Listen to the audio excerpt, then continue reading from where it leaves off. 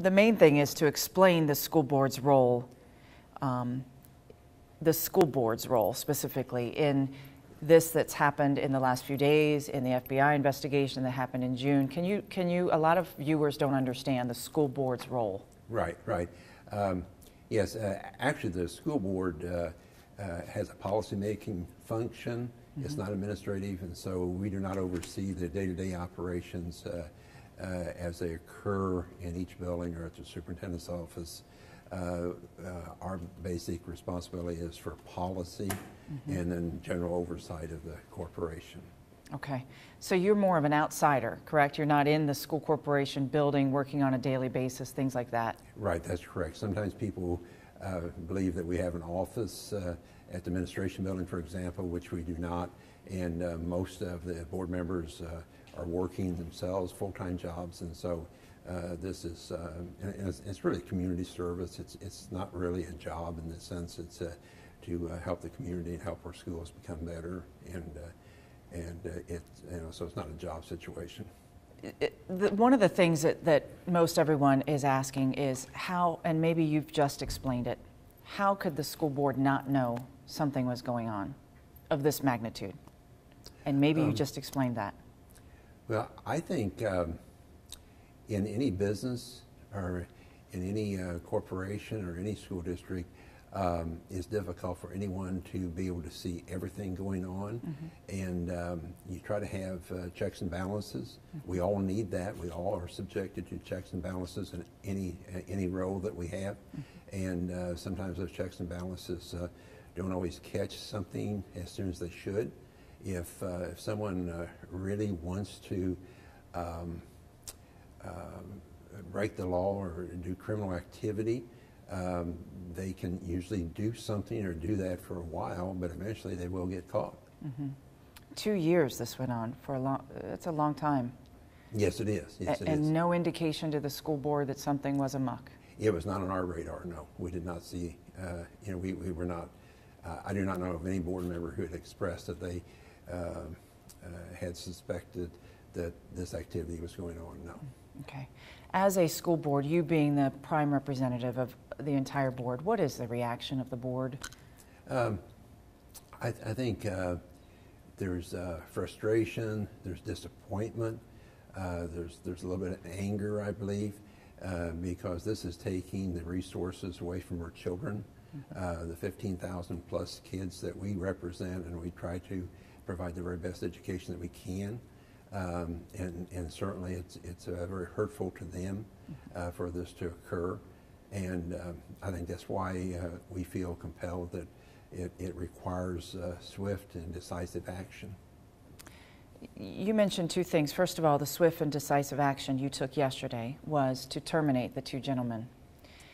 They are not guilty until proven guilty, and yet that's you guys chose to terminate them. Right.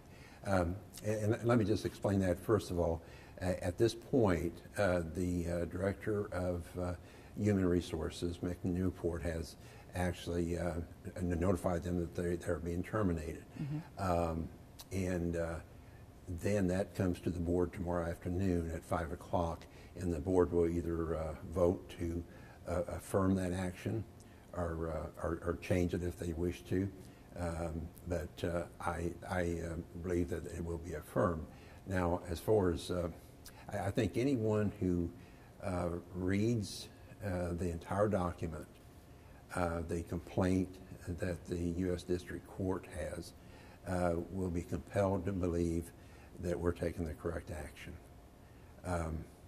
But I agree with you certainly that each person is due their day in court, and which I'm sure that these gentlemen will have. Mm-hmm. Was there something in that document that really stood out to you all? Something that really said, we got to do this? Well, I'll just speak for myself. I believe in its entirety, reading in its entirety, and I would leave that to each reader or each mm-hmm. viewer to do that, but it's just very compelling. Mm-hmm. The tape recorded conversations, it seemed to me the intent was there to definitely do some criminal activity. So you felt compelled to really pull the plug on their employment?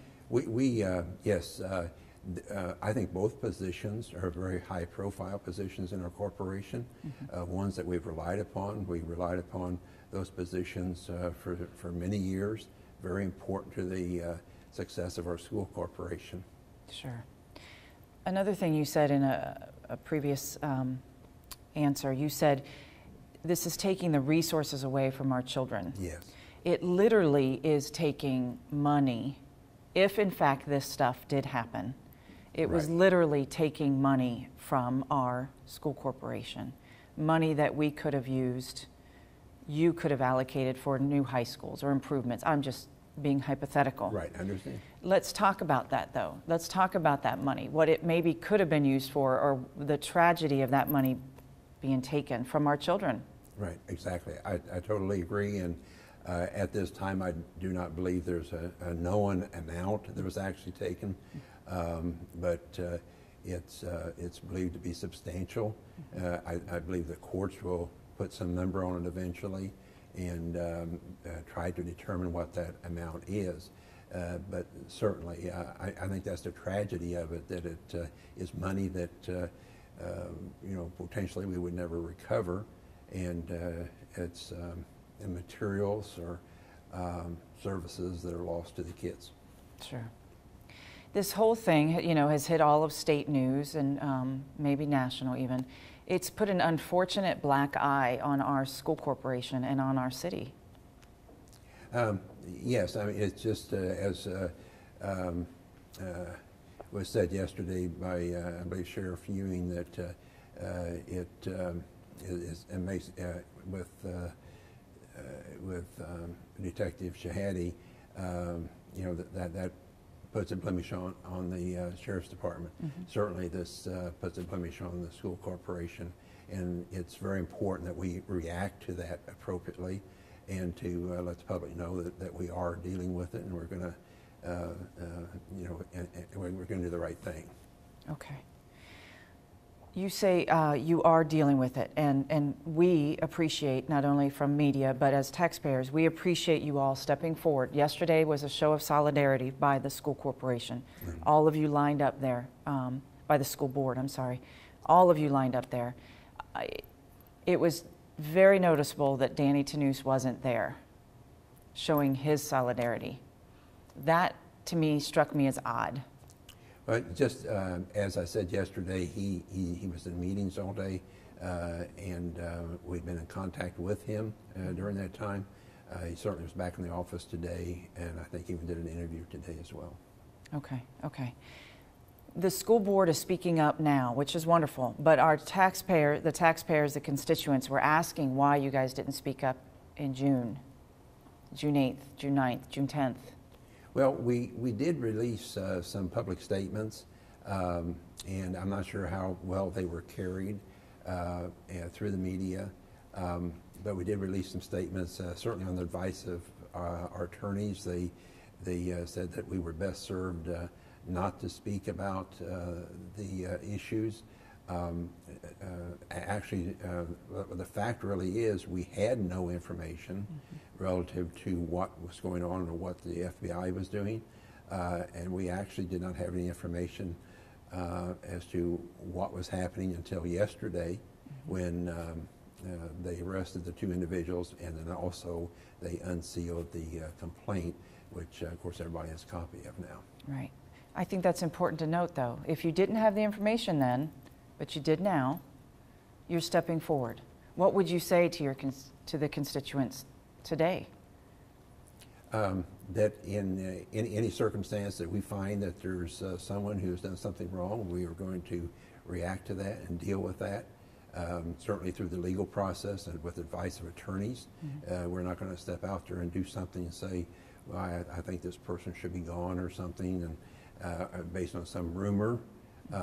We do need to react on the basis of true facts and evidence that is presented either through, like it was yesterday, or through other means. Okay. Are you, the school board, the superintendent's boss, or is he your boss? I'm confused on how that works. No, the superintendent reports to the school board. Okay. So you, as a board, could hire or fire that person? correct? Right, that's correct. The superintendent does have what's called a superintendent's contract, and that's required in Indiana, and also very common throughout the United States. Okay, okay. You talked about tomorrow's meeting.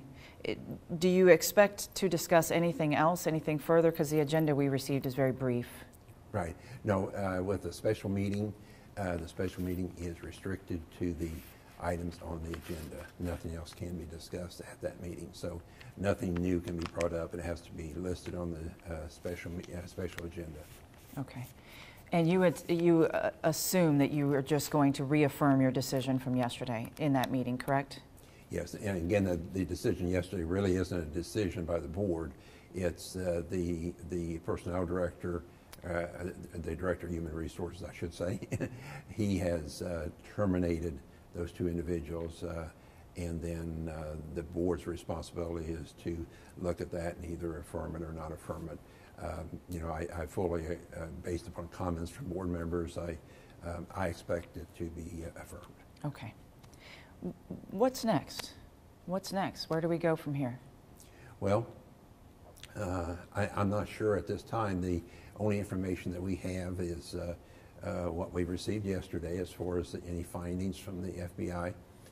Certainly the State Board of Accounts has indicated that they have completed their review of the complaint that was received by them, and they're waiting until what they indicated to our attorneys is they are waiting until the FBI completes their work. So I do not know whether there's additional work to be done or not. This process that started yesterday, I believe, will take some time to work through the legal courts, but that I'm really not sure about. I think from our perspective, I think we need to be looking at ways. You mentioned earlier about the 2 years. We're always looking at best practices, and we're always looking at how can we improve, which I think any organization should. And so I think from a board's perspective, we'll be wanting to look at, are there ways to improve our processes where this is much more difficult to happen in the future. And I think that's what would be expected by the public and certainly is expected by the board. It does make you wonder. This one contractor was singled out, but it makes you wonder if there was many, many more. And how did someone not see this, whether they're on the inside or the outside? Well, I think that's a fair question, and I think we're hopeful that it's very limited. And again, with what the attorney generals are the State Board of Accounts? No, the complaint was based upon one complaint. Oh, yes. I believe. Yes. And so I do not know if there's additional complaints coming towards those individuals. Okay. So you could potentially have your hands full down the road. Are you anticipating any more arrests, anticipating any more trouble? No, I do not know. I mean, again, the board really only knows what was in the document from yesterday. We have no other information at this point. Fair enough. Fair enough. The journal that was supposedly given to Danny, and then I don't know where it went from there. That was not discussed with the school board? That was not, the school board was not privy to that information? No, I have no information on that. I really don't. I don't have any information on the journal. I read that in the affidavit as well? Affidavit or the complaint. Okay. Okay. You guys, God love you. You get $2,500 for this job as school board, just $2,000 a year for a school board member, and you're probably sitting there saying, is it worth it? Well, it is, and it's not the money. It's not about money. It really isn't. I mean, we say that sometimes, and people, we say it's not about the money, but we really mean that. I mean, I think people understand that. Anybody who's been a school board member, anybody who's served on any board, sometimes work for nothing, and yet they have a passion and they have a drive to help make the schools better, to make our community better, and that's what it's really all about, and to provide for those kids that we serve, those 15,000 plus kids that come through the doors every day, and some of them need every bit of help that we can give them, and whether it's a youngster that the only good meals they get are the ones at school, or sometimes don't have books, and of course we have free book process and so forth, but they're just very limited on what they come to school with, and so that's what it's all about. And I think each of the board members that I serve with have that passion and that love for the kids and love for our schools, and we do really have fantastic schools. We will get through whatever we have gone through and will go through, and our schools will shine again.